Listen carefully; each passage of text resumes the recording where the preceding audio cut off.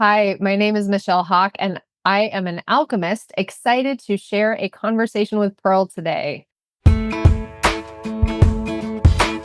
everybody, it's Pearl Chiarenza, and I'm so excited to have you back for another conversation with Pearl today. And this one's fun. I love all the shows I do. Let me just clarify that. But I love we get to talk about certain subjects, and today's subject is really very dear to my heart. I have such belief in what we're going to talk about, and I'm so excited that Michelle Hawk is joining us. And she's an alchemist, shaman, master healer, and spiritual mentor who began practicing shamanism in 2003 at the age of 15. A naturally gifted psychic and intuitive channel, Michelle's work with alchemy, shamanic energies, and multiple certifications as a master healer, allow her to offer the deepest level of transformational work. She mentors and trains practitioners in alchemy, shamanism, and the healing arts, and helps people master their intuitive gifts and magical birthright. Michelle, welcome to the show. I'm so excited to have conversation with her today. All day, I'm like, oh, we're gonna get to talk this afternoon. Like, is it time yet? Is it time yet? It's so excited Thank to you, have you Pearl. here. Oh, thank you, Pearl. I'm so happy to be here. And yeah, I'm very excited to dive into this with you as well. Yeah. So I always like to ask this question. I think it's a fun way to start the show. And it's interesting that in your bio, when I introduce you, you talk about your young age. So we're going to dive back in with the question, but, and Mhm. I'm going to ask you some questions around it as well. But, oftentimes as we're growing up, we think, oh, when I get older, when I grow up, I want to be, a nurse. I want to be a teacher. I want to be a doctor. I want to be the president of the United States. Whatever those thoughts are that we have as, little kids, like they teach us to dream big, right? And so in at 15, you had this gift start coming to you, but like when you were even younger than 15, like what was some of the things you wanted to be like when you grow up, right? Like, I don't think we ever really grow up. I believe life should be fun all the time. But when you grow up Mhm. into that adult world that we have to start picking, oh, this is what I want to do in my life. How does it relate to what that was for you as a little girl to what you're doing today? That is an awesome question. And for me, I got to kind of do some of that wish fulfillment of my young self. So as a kid, I was a very magical kiddo, and I do believe that all children are. I was very connected with animals and nature. I was very interested in like magic, and I was an animist, and I still am. And I believe all kids really are. Kids are like, oh, animals talk, and the trees are alive, and obviously, but like, and the rocks are alive, and they're all having conversations with each other. Like, this is a very natural orientation for children to see the world around them as very alive, and to a lot of people chalk it up to imagination, but then we look at folk tales from all around the world where the animals talk, and there are spirits of the water, etc. And so for me as a kid, I was always very interested in that. I had, some kind of vision of I would like to be a marine biologist or a veterinarian or some sort of witch healer. And then I actually still have a journal that I had when I was about 12 or 13 years old, where I found years later, during a move sometime, looking back at the journal. And so as a 12 or 13-year-old, I made a list of superpowers, quote, superpowers that I wish I had or that I would like to have. And they included being able to heal people and animals. They included being able to talk to animals and to communicate telepathically with animals and with people, and to make potions or make medicines from herbs and from plants that would offer healing. And flying might have been on there as well. But it was all around essentially connection with healing and with animals and with the natural world. And I found this not all that long ago, probably within the last 10 years or so. And I looked back and I was like, oh, wow, check, check, check, check. Great. Awesome. I've gotten to accomplish my list of superpowers that I wish I had. And then also in addition to being a shaman and an alchemist, I'm also a biologist. My degree is in biology. My undergrad research is in hummingbird foraging behavior. And so I've got to do those things. I have studied the science of life and the energy of life, and I've brought those together in my work now to support people in their transformation and healing from a holistic perspective, particularly through the animistic lenses of shamanism and alchemy.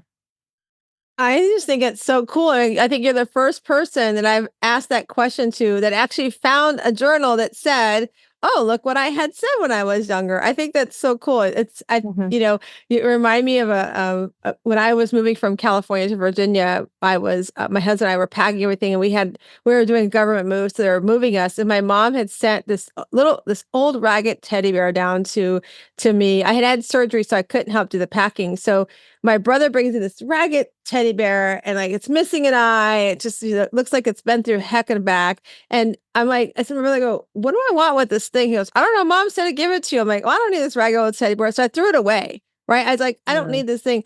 And my mom had a fit. Why would you throw that away? And she told me the story. I go, well, you made the mistake of not giving the backstory of why I needed to have this teddy bear, So to this day, like she'll tell you, oh, when you get old, she's going to throw you away.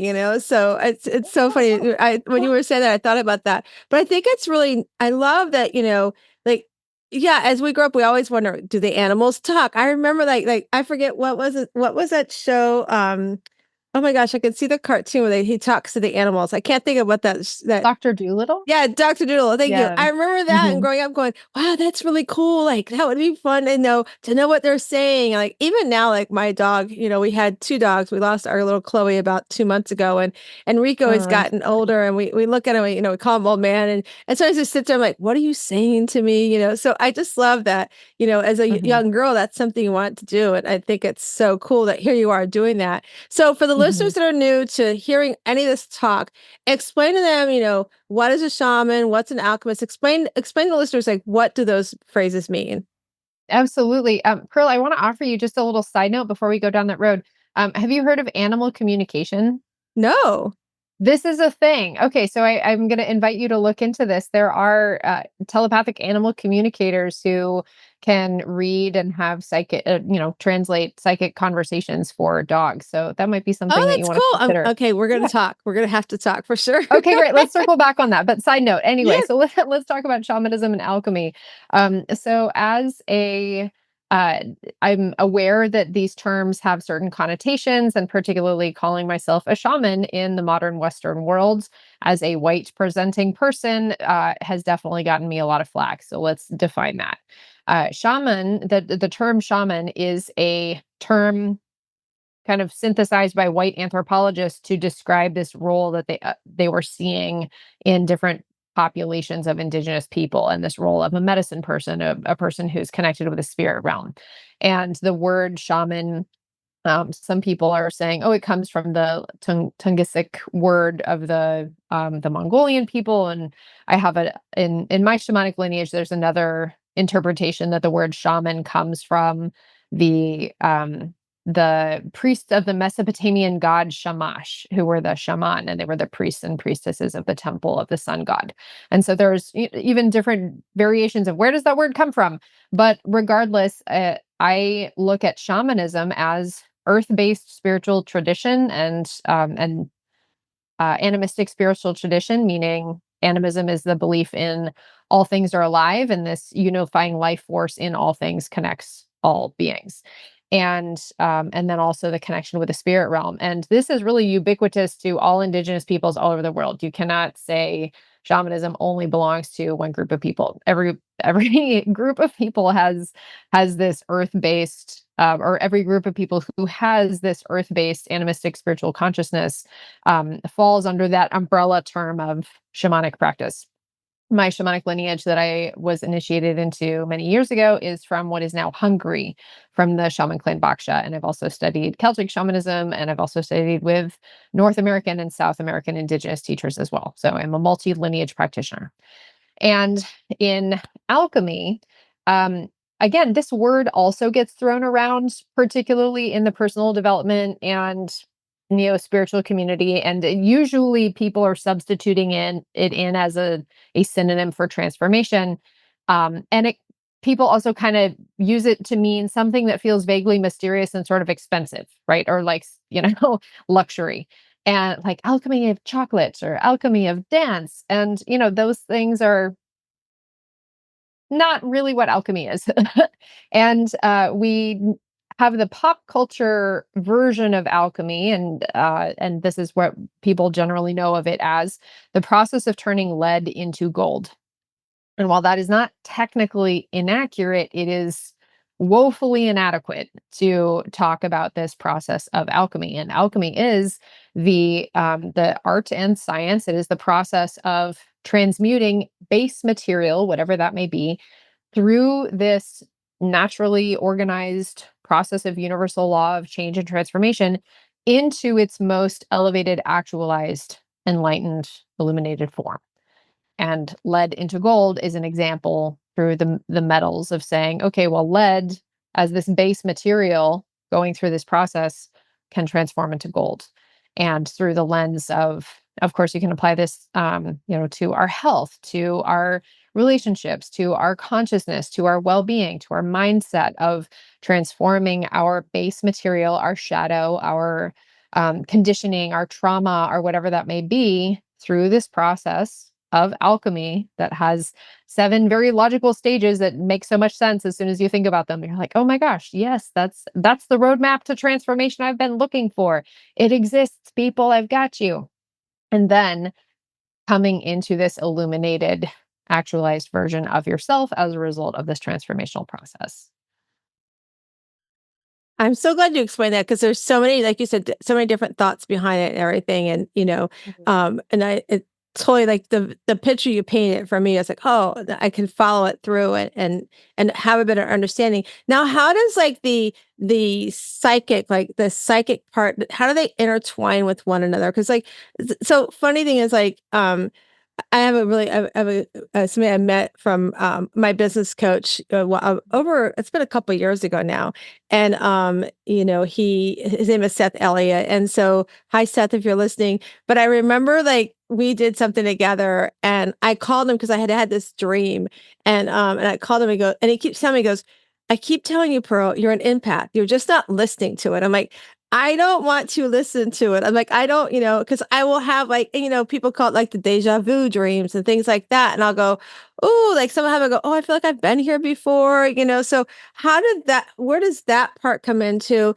And as somebody that's listening to us, like right now, I feel like, wow, Mhm. I'm resonating with what Michelle's saying. I feel some of that. Like, where does somebody go to be like, this is like, because you started at 15, like some of this came to you at 15 years old.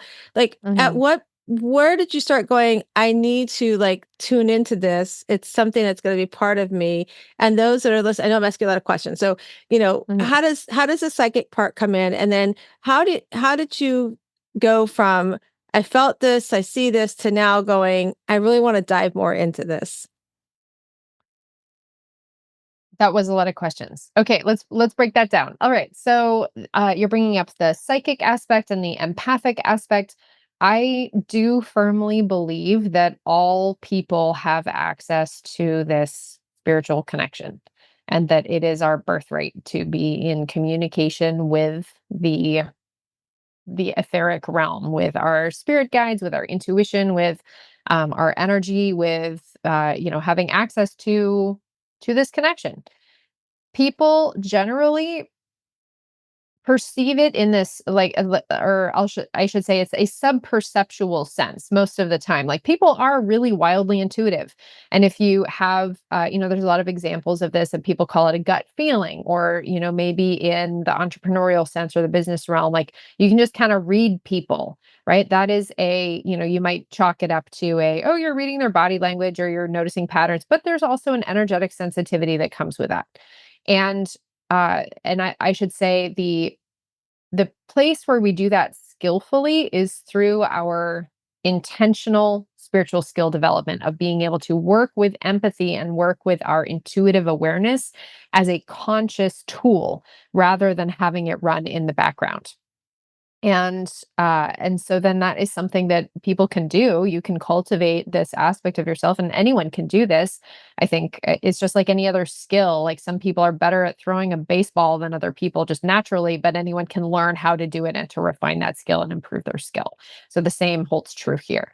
And in alchemy, this is this process of universal law. This is this process of just how transformation works. This isn't anything that any human made up. This is, we look outside to the seasons right now in the northern hemisphere, we're heading into winter and the trees are dropping their leaves, the days are getting shorter. We know that we are heading into a time of darkness and rest where the land is going into some stillness, where light is shorter, where traditionally people come inside and sit by the fire and make crafts and tell stories. And then we know that eventually the days are going to start getting longer again. And after this period of rest and darkness and death comes this rebirth, and the flowers shall bloom and the fruits shall grow. So we know this is just how transformation works.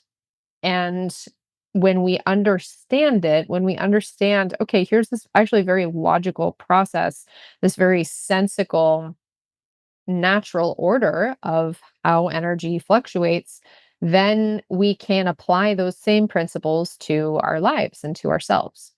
So can you remind me of the second part of your question? You were asking about the psychic piece, and then what was the second part? Yeah, so, like, how does somebody Mm. if somebody is feeling this, like, they feel like, "Gosh, I feel like this is resonating. I feel like I've kind of, like, have that Mhm. feeling, but I've sort of been just pushing it down because maybe it's freaking them out a little bit, going, 'I don't want Yeah. to,'" how does somebody, like, tune into that and start, like, listening to it? Because, like, for you, like, Mhm. you said around 15 that this is all started coming, like, when it started Yeah. coming up for you, like, how did you, like, say, "Okay, I need to be open to receiving this. I want to look more into this." Mm. As we talked earlier, some people get freaked out by this conversation, Right. and are not necessarily open to, some of the things we're saying, and that's okay because that's their belief, that's their perception, right? Yeah. But so if for you, when it was coming up when you were that 15 years young, like Mhm. what were some of the signs and how did you start like opening yourself up to that? And so that way for the person that's listening to us going, man, I feel some of this, but I've been afraid to step into it. What would you say to that person? Great. Yeah, thank you for getting me back on track there. Awesome. Yes, you're totally right. There are people who either had conditioning or had people telling them you're making that up as a kid, or maybe they still have people telling them that. Or, like you said, they might be a little worried, freaked out, like, I don't know what this feeling is. I can't explain it. And I have I see people's energies in the grocery store, and it's weird. I want nothing to do with it, right? And I get people who come to me at, usually the people who want nothing to do with it don't come find me. It's the people who are like, what do I do with this? How do I grow into this more? And then they come find me. But I would say this again, we live in like a logic dominated world where there's this like, okay, I have to see it to believe it, or you have to quantify it with evidence, otherwise it's not real, or you're making it up, or you're just doing it for attention, or it's just your imagination, sit still, be quiet, don't rock the boat. And we got a lot of that conditioning, especially as kids, so I would say I have a lot of people come to me, particularly like, um, people who may have shut that down as children, or may be going through some aspect of awakening right now. And I would say, you don't have to explore this deeper. If you're hearing this and you're like, heck no, I want nothing to do with that, then that's fine. You don't need to delve into this. But if you're hearing this and saying, oh my gosh, Michelle's giving language and Pearl is giving language to this something that I've always felt in the background, then there are resources available. I am a resource available to help you understand what's going on, give you context, give you support, and actually give you practical tools and skill development that you can apply to understand and work with your intuitive process to help it be more comfortable, easeful, and integrated into your consciousness. So you were asking about how I was as a kid. I was super open, super intuitive, very, again, very magical kiddo. And thankfully, my family of origin was very supportive and still is very supportive. So instead of saying, oh, that dog isn't talking, I heard, oh, what else is the dog saying? It was very encouraging and very, very helpful for me to not have to feel like I had to hide, at least among my family of origin. But I mean, my peers were another matter. Like being in high school and going through a shamanic awakening was really not a an ideal setting. And I was definitely felt like kind of the weirdo, odd one out, but I didn't shut it down completely. In fact, I I sort of stumbled into this shamanic workshop as a 15-year-old. I was the only kid there. Everyone else was a proper grown up. And I walked into this workshop and I was like, "Oh my gosh, this makes so much sense to me. They're giving me a vocabulary for everything that I already feel about the world." And I ate it up. I was like, "I want to learn everything about this I possibly can." And keep in mind, this was the early 2000s. So now you can just Google shaman near me, or you can find whatever. And this was not the case back then. You had to sort of go through the referral network, and so I did. I asked for recommendations or referrals from the teacher of that workshop, and I kind of got, I went to classes where I could. But it wasn't until 2009 that I met my shaman mentor, who I've been working with since then, and she's the one who initiated me into that Hungarian lineage that I work with now. So again, for people who are feeling resistance or fear or trepidation, or even just not really knowing what to do with it, uh, that's okay. There are certainly more and more resources available out there right now. Like I said, I'm a resource. I have a podcast called Shaman Sister Sessions that I believe will be linked to in the show Yep. notes. And there, I've got hundreds of episodes about delving into different aspects of mysticism and spiritual practice, developing your intuition and your channeling your mediumship abilities, and working with your empathy, etc. So if that's something that is calling to you, then I got you covered. I think that's so I like what you were saying and everything. Like I was thinking about you walking into that room and seeing, seeing those adults and feeling like you belong, like oftentimes, especially as kids, we don't feel like we belong somewhere. Mhm. And I think that was such a great, like, I could see you walking in there and go, and like you said, like 2000s, we didn't have some of the stuff we had today, which is, really, really amazing that you had that ability. I was thinking Yeah. as you were saying that, like how, people didn't accept it or they don't understand everything. It was bringing me back to a time of about 3 let's see, probably 3 years ago, 4 years ago, we first moved to our house we have here. I had a Mhm. friend who was staying with us at the time, and she went to an event, out of the country, and that's again, my friend Seth keeps telling, "Pearl, you" I'm like, "I just don't wanna dive into it," right? Mhm. But something had happened and somebody had passed, and so when she came back, she brought this person's luggage with her, right? And so she didn't know that I knew the things that had happened where she was at in Costa Rica. And so when she came back, every time I'd come upstairs to my office, after she was home, I felt like sick. Like I felt this big heaviness on me, right? And I Mhm. couldn't pinpoint it. And then when I remembered, oh, what happened there, we were down in my garage, we were doing unpacking something. And at the time, she had told me she was going to need luggage before she left and came back. And so we're unpacking. I'm like, oh, look at here's this luggage, so and so. You can have this luggage. And she's like, no, no, no, I don't need it now. Somebody left the luggage behind in Costa Rica, so I just brought it with me. Well, I knew the Mhm. person she's talking about Costa Rica had passed away. So in my head, Mhm. I'm going, you brought his luggage here. That's the energy that I'm feeling when I come upstairs here. That's the like, I Mhm. didn't feel good. My stomach wasn't just, I knew something wasn't right. So I approached her on it. I'm like, that needs to get out of this house. I don't want it in the house. I don't even want to see it when her son was going to be heading to go see his dad. I don't want him having it.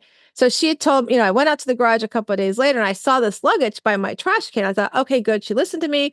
I came this close to putting it in my trash can. I thought, no, no, she's going to do it. So a couple of days later, when her son was supposed to go in with this to see the dad, I was volunteering with something and I came home and I told my husband, like, I don't know what's wrong. I don't feel good. Like, I feel like I have a headache. Like, I feel sick to my stomach. So I'm like, I'm going to go lay down and take a nap. And when I Mhm. got up a little while later, all of a sudden I see her son coming down with this luggage. And I was like going, I freaked out. I'm like, you're not supposed to have this. This is supposed to be thrown away. And my Mhm. husband said, I thought you knew that he had it. I'm like, what do you mean? He goes, well, it was outside because we have a pathway to our garage and we have Mhm. two windows that see to the pathway from our bedroom. And he says, I thought you knew it was outside on the pathway between our two bedroom windows. I'm like, that's why I haven't felt good. That energy Mhm. was back in the house and taken over me. So I got really, really upset. And so, long story short, she said some things that just weren't right and stuff. And so I was like, you have to, I can't, ethically, I did not align with her anymore. So I had to sever that relationship. But then you fast forward, a couple of days later, I'm leading into my husband's becoming aware of what we're talking about. He was sitting downstairs in our little kitchenette, and he's like, something was going on with one of the smoke alarms. And he's like, you know, I don't really believe in this energy stuff you say too often. He's like, but something's just not feeling right with the smoke alarm right there. So can you check it out? And the battery Mhm. was gone in it, right? So he was kind of starting to open himself to being aware of this. Well, then 2 years ago, we lost our son Matthew in a tragic car accident. But I'm before he sorry. Mhm. passed, like probably 20 half hour, 20 minutes before he passed, he had butt dialed us. Mm. And I normally we have a sectional, and my husband sits in a recliner next to the sectional, and I usually sit at the end near his recliner. And we talked to our son. He had butt dialed us. We called back, and I kept telling my husband something's not right, something doesn't feel right. And I actually moved from where I normally sit to the opposite end of the couch, and I was sitting there, and Michelle, I was shaking like a leaf. Like and my husband, you better calm down. You're gonna have a heart attack. I'm like, this is not a heart attack. Like something is wrong. I can feel it in the depths of my soul. Something's not right. Now, people that are listening are gonna say, well, when something happens to your child. Yes, that intuition, but this is like really, really deep. And I was like, something's happened. Like I could feel something coming in within my body, right? And so unfortunately, we found the next morning, he passed. We found out he passed 20 minutes later, but Mm. unfortunately, the police didn't do the right thing, didn't come to our doorstep. We found out on the news just horrible things that happen around his Mm. passing. But so all the family comes and everything. And I have a really good friend, Sharon. She's a meditation coach, and she's like, make sure you light this candle, keep this, the white candle lit because he's going to be there with you guys through the whole. Like, so I was like, I know his spirit's going to be here. And I figured out that what I was feeling was he passed through me, and that's why. And my husband said, wow, he tells everybody to this day, had I never seen it, I would have never believed it. Mhm. And so fast forward, everybody is left, all the families here, everybody's left. Every Wednesday morning, I go to a network meeting. And so my smoke alarm in our bedroom started chirping. I was like, oh, I got to change the smoke alarm later on when I get home. So I got home, totally forgot about. All of a sudden, it starts chirping that evening. So I changed the one in our bedroom. I just sit down, Michelle, and the one in his office goes off. And Mm. I was like, okay. And I look at my husband. He's like, don't say it. I don't believe you. I'm like, do you remember a few years ago? I'm telling you. So Chuck, Mm. my husband, he can't climb the ladder. So I'm having to get on the ladder because he's got bad hips. And I'm having to climb the ladder to change these things. And so I get down, I'm like, you need to have a conversation with your son. Your son is trying to get your attention, not my attention. He's trying to get your attention, right? So we get Mhm. that change. We sit down, we go downstairs. So we have an upstairs, downstairs. No lie, Michelle. The one of the rooms upstairs goes off, and across the hall from me, we have another bedroom. And I look at my husband, I go, that's it. Come upstairs, and you're gonna have a conversation with your son while I'm changing this, right? And Mhm. so he's like, okay, your mom can't climb anymore, da da da da. And he's talking to him. And just as I get down from him finishing talking, the one in my office here goes off. Now, the funny thing about all of that, I said to Matthew, and people are listening, you can believe this or not believe this, but I wholeheartedly believe he was playing and talking with us. I literally said to him, listen, because Matt hated changing the smoke detectors. He hated it because they were a pain to get back together. And I was struggling too to get it back together. So they're all disconnected. We have a whole house system. And so I literally, once I got down to the office here, I said, I have had enough. If you have convinced your father that you are here, you can now leave us alone for a little bit. Show up when you want to show up. Have conversations when you want to have conversations. And Mhm. I'm telling you, my husband, we get downstairs, we look, and he goes, "Okay, I believe you now, but don't expect me to believe too far into it." So, so it was Wow. it was, and I just love that. Like there's times that, I know when he's here, I can see little glimmers of light of him walking by or something. Like I said, we lost our little dog Chloe a couple months ago. There was a Mhm. butterfly. He loved orange and purples. There was a orange butterfly outside for like 2 weeks before Chloe passed. As soon as we had to lay her to rest, all of a sudden the butterfly was gone. So Mm. I just, that's why I love having these conversations with you, and being open to this, because there are signs, and people call it gut instincts or whatever. And that's why people tell me, like Seth said, Pro, you really need to lean into it. And I'm like, I will lean into it for me the way it works for me, because I don't want to be that one that's, I don't want too, I have enough on my plate to work with. I'm like, I don't want Mhm. everybody else's stuff. So that all that story leads me to say to you, like, how do you find yourself being able to turn it off? Like when you want or to quiet Mhm. it down? Like how does it that like do you have days where you feel like there's a lot of like energy coming around you? And then how do you because we have to take care of ourselves too, right? So how Yeah. do you find yourself able to sort of quiet the energy? Yeah, I mean, thank you for sharing that story, Pearl. That was yeah. The spirits who want to get our attention or the energies that want to get our attention usually will find a way to do that. And so, this is where people can get overwhelmed or people are like, I don't want to have a lot of spirits contacting me. I want to be able to go grocery shopping in peace without having to see this person's deceased loved ones trying to get my attention to tell them a message or whatever the case may be. And, I used to or in the early years of my path, my early time before I was as skilled and developed as I am now, it used to be very overwhelming for me as well. And I have a lot of people who, when they're early in their journey, they feel overwhelmed by it. And there's, similar fears to what you expressed. And I developed this system called the Energetic Mastery Protocol or the Foundations of Energetic Mastery, where I teach people how to stabilize and protect themselves and make sure that their energy is very clear and to set effective boundaries both for their psychic channel or for their intuition and also just for being in the world of how to regulate their energy. So I do train people in that. I also find that when people go through an awakening, when the channel is open, energy likes to come in. And so then there's this, it takes conscious practice. And again, this is a skill development practice that people can do and train in to say, okay, maybe office hours are open now if I'm connecting with spirits, but only spirits that I actually have a relationship with. I don't want just anybody who's in the neighborhood. And so learning how to cultivate discernment and healthy boundaries around that is a vitally important part for anyone who is looking to master their intuition. That's such great advice too. And I think even Mhm. in life in general, like the people you allow and into your world, your boundaries you set and such, you have to make Yeah. sure the boundaries of who's coming in is the right energy for you. I love to coach women on that. Like I was coaching with somebody today, and I won't say her name because I was it was our first session. I'm like, oh, she told me some stuff. I go, oh, girlfriend, let me tell you, it's done now. By Tuesday, it's Mhm. done. And she's like, oh, I'm like, yeah, yeah, yeah. By Tuesday, it's done. And then her husband was there. It was so cool. Like her husband was there, and he's like, I've been, he's like looking, like he doesn't say anything. She goes, look, and she takes the camera and shows him, and he's like going, I keep telling her, and Mhm. so I was just like, trust me, I've many husbands call me and go, can you please go talk to her because she's not listening to me, but she'll listen to you. So having the right energy of those around you, it Mhm. also leads me to knowing the right people to reach out, people like what you do, right? So, one example is I remember, my father-in-law when he was really sick before he passed, my mother-in-law happened to go. It was so funny. She happened to go to the mall, and she went into, I think it was like they said a psychic or something, and she's like, they said Dad is going to not do well. He's going to die. I'm like, get out of there, stop. I'm like, people are not going to Mhm. be that way. They should not be, even if they know that, they should have a better way of speaking to you about what's happening. And so later on, she went to somebody that I knew that was an empath and, and a shaman. And I was like, just go talk to her.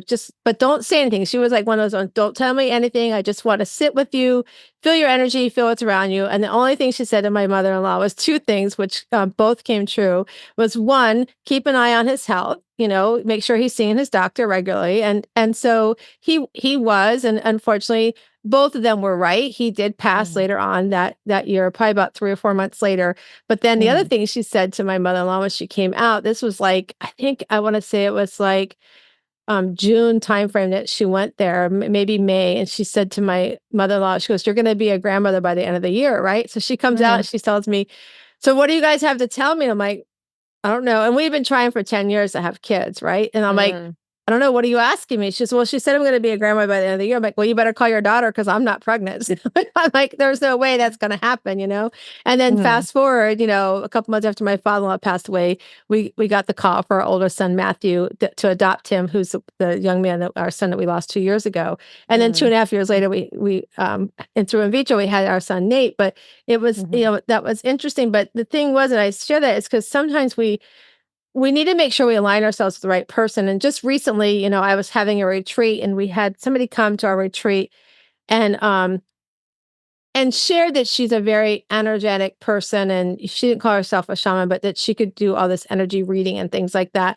And Mhm, because I've been, around people like yourself, and because I can feel, somewhat, I get that whether people listening going, Pearl, it's just a gut instinct or whatever it is.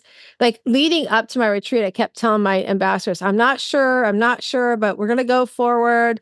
And then as the retreat came, this person who, told us they were this energy person, I could just see that it wasn't authentic.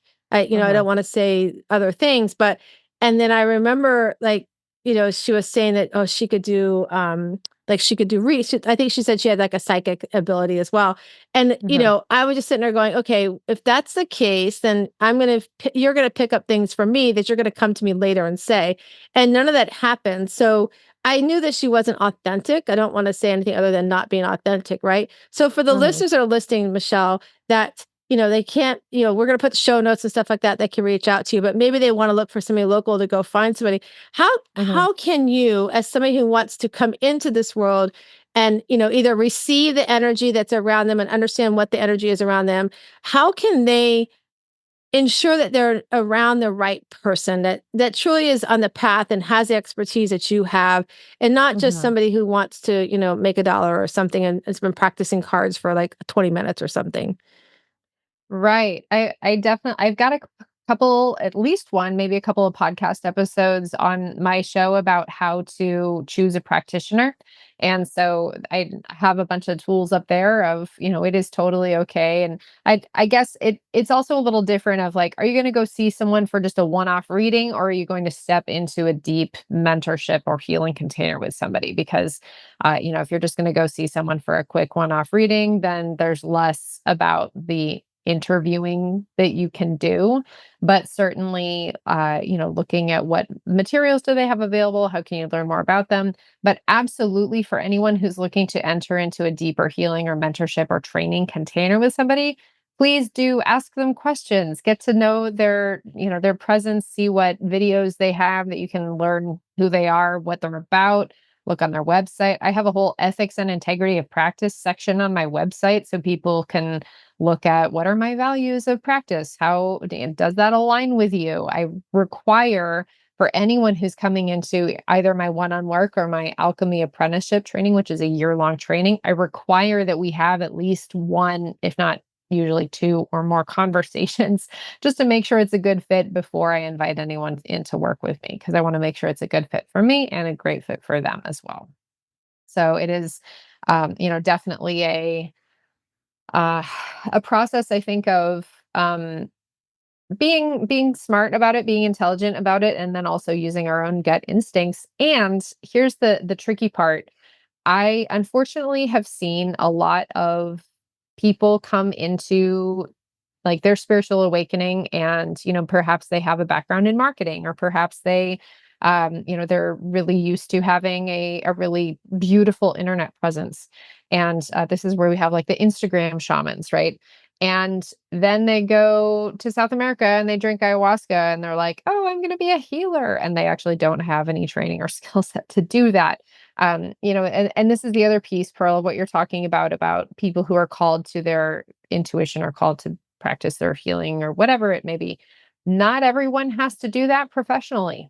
And I think that in the this modern Western world of capitalist culture, and particularly with this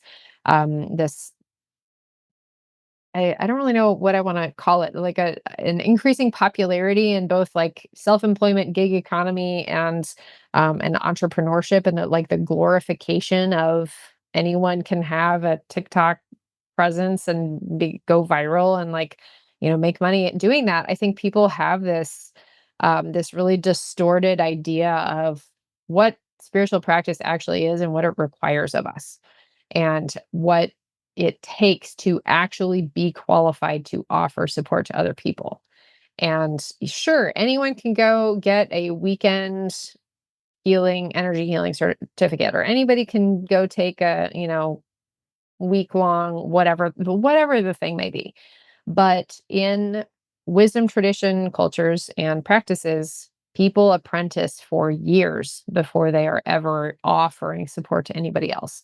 People sit with a mentor, people study alongside and get to ask questions and get to be participating as like your whatever the shamanic equivalent of like clinic hours are, right? Like you get to go just really hone your skill and hone your craft before you're ever in a position of being responsible for other people. And I think that anyone who is claiming to offer support and offer service, particularly in such a vulnerable and like intimate area as our healing and our energy and our consciousness and our well-being, if they can't give you a what would be what I would call like a satisfactory demonstration both of their expertise, their training, their skill, and their commitment to making sure that that is a really great fit, and then also their values and their ethics and practice, then I would steer clear of those people. But if they can, and if you like what they have to say, if like you can go check out my podcast and hear me talk for hours and hours and get to know pretty well of what I'm going to be telling you and where it's coming from. And read people's articles, find out what they're about, see what they stand for, and then yeah, have a conversation with them, make sure it's the right fit. And if all that seems to be on the up and up, then great. But there's a whole lot of I guess, pressury sales group programs that kind of deliver bare minimum experiences. There's again, particularly through like, and I can get on a very long tangent about this, about like spirituality, healing, and well being intersecting with entrepreneurship and how that actually is like kind of terrible. Um, there's a lot of in the business world, scale your work, scale everything you can. And as a healer, I look at that and I'm like, I don't want to scale myself out of my business. I like being with my clients. I like having one-on-one time with my clients, and that's important to me, and that's what they're hiring me for. So looking at what are the actual nuts and bolts of whatever you might be getting out of work with a practitioner, and making sure that's actually what you want and what you need.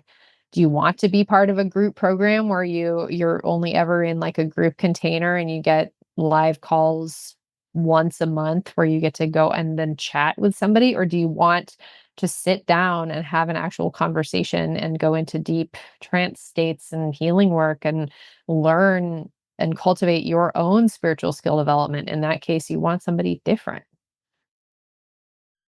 That was such good information too, because I like I said with this one person, I just and again, I knew right probably from the like the first meeting after this person agreed to come do the services they were going to do for us. I kind of knew, and again, it's always one of those things. I didn't necessarily go fully with them. I didn't follow what I was feeling, the energy that I was feeling from it. But and even said to my team, I'm like, okay, that's it for now on. You guys have to remind me if I say it, you got to call me out on it. You got to make me stop it, because it's so important. And everything you're saying too is like making sure, like what you said about, oh, I'm going to go off to, this country and I'm going to drink this stuff and I come back. No, that doesn't make you the expert. That's like making sure it's just like hiring me, hiring somebody for a coach. When somebody comes to me for a life coach and I know they've been with somebody else, I'll say, why do you want to come to me? And the one thing I pride myself on is that you can go on any social media, on my podcast, everything. I'm very honest. I don't super, I'm not superficial. I show my emotions, whether it's on my social media, whether it's in person. And they'll tell me, look, Pearl, I'm coming to you because my coach says I should do XYZ. But when I see them, they're not even doing that. And, Mhm. why are they not doing what they're teaching me? It's like with my client this morning, I'm like, look, and I'm going to call you out on what you're doing because somebody called me out, and stuff like that. And then like even the last like 48 hours, we're recording this after, our election, there's been so much stuff being said back and forth, directed back and forth. And it's really was been very unsettling. And I thought, well, I can't not say anything in a respectful kind of uplifting way if I'm feeling this. I need somebody, and I would want the same thing for me, which somebody did for me last year, after my after my retreat last year, my dear friend Trish, who's probably listening to this, she sat down with me. She's like, here's what I saw at the retreat. Here's how I felt. And if I felt this way, other people may have felt. So I was very open. I want to Mhm. be open to learning and growing. And I think like what you said is finding that right person. And if it doesn't feel right, then leave. Like don't let that energy come into your world because it's not the right energy. And knowing, like I'm going to put all the links too for your show and everything. But I think those of you that are listening, if this intrigues you, go listen to Michelle's shows. Go listen to those, especially the particular ones where if you think you want to go and get an expert to help you or reach out to Michelle, you'll know the questions and the things to ask and look for. And that's for anything that you're going to do, whether you're going to hire an electrician or you're going to hire a coach or whatever you're going to do in your life. You want to always make Mhm. sure you know how to check, trust, but verify a call, right? Like make sure that they got the experience and that they have some lived experience too, is what I always like to say as well. So this has been so much fun. Absolutely. I'm looking at the clock. I'm like, oh my gosh, our time's like running out already. So one of the Mhm. things I always like to know, Michelle, we're going to do a little shift here for a second. We talked Mhm. about like how do you quiet the energy and everything like that. But I love talking about self-care. That's a big jam for me. That's what I love helping my clients work on is taking time to put self first because it's so Mhm. important that we take care of self first so that we can do the things that we love to do or show up for the loved ones that we want to show up for. What do you do for self-care? What's your favorite thing to do for self-care? My favorite thing to do for self-care is, I've got like a couple of things, but one of which is getting outside with my dog every single day, no matter the weather. We start our day with a long walk. And I live in the forest of the Pacific Northwest. So everywhere I go is hiking in the forest, basically. It's really lovely. And then the other thing that I do for self-care is not so much a daily activity as it is an awareness and a devotion and a practice. And so we mentioned briefly alchemy. I want to circle back to that just for a second. Alchemy is a huge part of my practice, both personally and professionally. I developed and I teach a 200-hour alchemy certification training. And so this is both for practitioners who want to cultivate their skill development in this area, and then also for non-practitioners who want these tools for their personal awareness. And so for self-care, for me, it really involves sinking into these alchemical mysteries because this is the process of transformation. And I know that in taking care of myself, it is vitally important that I feel empowered, confident, aligned with how I am moving through these cycles of change in my life and consistently keeping an eye on, okay, where am I now and where am I going? And then working with these mysteries, very, very powerful stuff to ensure that I am consistently on the best path for me. And then this is something that I support my clients in as well. But yeah, self care, nature, and then alchemy. I love that, and thanks for bringing us back around. I Mhm. wanted to circle back around. I had it in my note, and I missed my note. And those are the things I like to do. I love to sit out front my front porch swing. I was at a meeting last night for our HOA, and they're like, and I hadn't been there in a while. There's a girl that I had not met before. She goes, "Are you the one on the front porch that always just has inspirational things on your front porch?" I go, "Yeah, that's me. Come sit at my swing anytime you want to, And I do that. So Nice. that was so fun. So thank you for sharing that. All right, so now I know I don't know if I think I forgot to give you warning at the beginning of the show, but we're gonna do it anyways. I know you're up to it. So we have these cards, they're called Better Questions, Better Life. So Mhm. a friend of mine, Diane Allen and my really good friend Carol Gill, they create these cards. You can pull a card every morning and you can journal on it. You can just keep it in your car, meditate on it or whatever it might be. So I have half the deck here because I use the other half downstairs, but Mhm. I'm going to shuffle them. You tell me when to stop, and we'll read the card to you, and you can answer it. So here we go. Okay. Stop. All Sit. right. Mhm. So the card, we kind of just did this. We did this question, but how do Mhm. I care for myself? Oh, should we do a different one? Because we Yeah, I just think we did. should do a different one. How about I Okay, pull one great. for you? I pull one Okay. for you? Okay, let's see. Mhm. I'll pull one. What habit has most improved my life?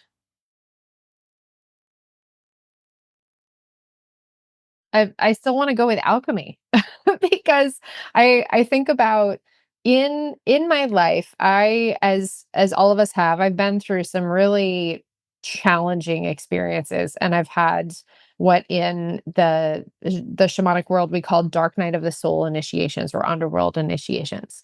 And in as I know everyone can relate to this, whether the challenging experience comes in the form of losing a loved one, losing a job, losing your home, like a loss, really, or going through, deep acknowledgement of, you know what, I'm in this job that I hate and it's sucking the life out of me, or I'm in a relationship with someone who I know is the wrong person for me, or I have these friends who I feel like I can't be myself around and I have to squeeze myself into a box to fit in, or or with your family, right? Whatever that case may be. And it's uncomfortable and it can be very painful. It can be very, the concept or the idea, the possibility of making a change can be simultaneously very intimidating, very overwhelming, and terrifying, but also feel like, gosh, I really have to do that, or I'm going to continue to suffer, or, feel like my life is constricted or I am constricted. And I feel like that's a very, very universal experience for people of like we're afraid of change or afraid of loss or all of the above. And I look at how I used to relate to change and how I used to have that fear and have that like, gosh, can I really do it? Is that what happens if I don't want to lose this, but I know it's not right, but I don't want to lose the parts that work. What is on the other side? Again, these are all very relatable fears.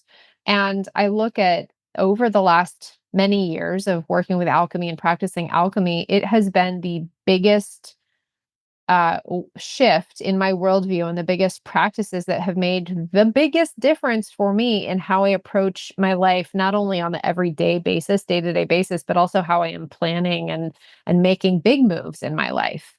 And it has completely changed my confidence and empowerment of how I am choosing change.